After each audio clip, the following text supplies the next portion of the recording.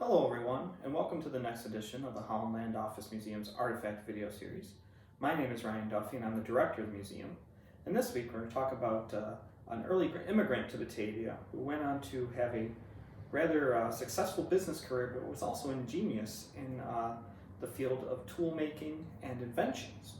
So we're going to talk about Peter Broadbrooks today, who was a German immigrant in the mid-19th century who came to have a successful business career in Batavia and invented many machines that had many patents, including this drill press here that we have, which was patented in 1897. So I'm going to tell you the life and history of Peter Broadbrooks and his importance to Batavia here. So Peter Broadbrooks was born in 1840 in the Alsace-Lorraine region between Germany and France, particularly near the German city of Stuttgart. Now, at the age of 9, he and his family came to the United States, and eventually Peter made his way here to Batavia. Now, Peter's profession was involved in blacksmithing and ironworks, and he probably learned this from his father, who was also a smith and was most likely his first teacher.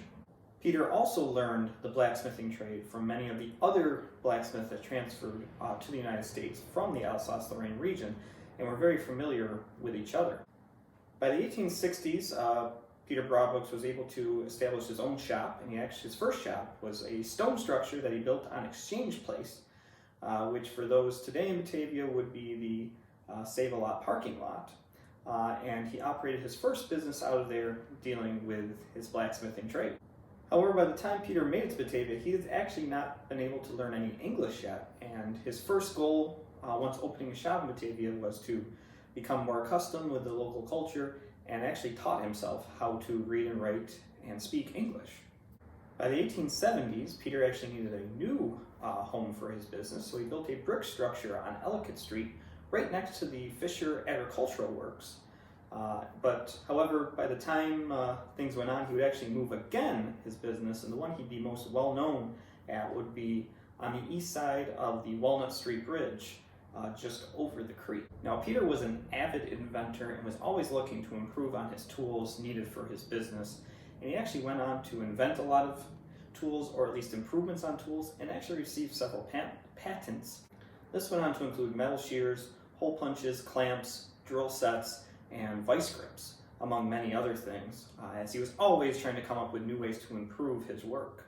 Before submitting to the patent office, he would actually make scale drawings out of wood of all his inventions to hopefully improve the chances of it being given a patent, though not always successful. As Peter grew his reputation, he tried to transfer a lot of his knowledge onto a younger generation of smiths. He was always willing to train new smiths or pass on some knowledge, and one of those who became particularly well known was Frank Ott, who was a local smith here in Batavia, also a German immigrant, and it was Broadbrooks who passed along his knowledge to allow Ott to excel in his own version of the trade. In 1887, Broadbrooks bought the neighboring Fisher Agricultural Works and set out to expand that business as well. The horseshoeing part of the business he would sell to William Doyle and separate that from the rest of the business. He would go on to make several improvements, including a new front to the storefront office and works in the back, which would help improve the business as it went along. In 1902, he was starting to slow down, so he decided to sell off most of the business to Utica Tool Company and began to look at other aspects outside of the business world. As he decided to focus more on his home life and retired to his home at 3 South Main Street in 1910, he sold off the rest of his enterprises on Ellicott Street and basically officially retired. Broadbrooks would live out the rest of his years happily retired and still tinkering here and there and coming up with new ideas, though they were not meant for the business world, but just in his own everyday life.